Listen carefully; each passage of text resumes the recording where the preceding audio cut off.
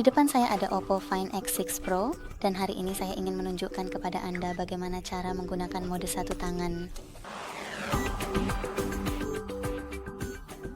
Mulailah dengan membuka pengaturan dan gulir ke bawah ke akses, aksesibilitas, dan kenyamanan. Kemudian gulir ke bawah lagi untuk memilih mode satu tangan dan gunakan pengalih ini untuk mengaktifkan atau menonaktifkannya.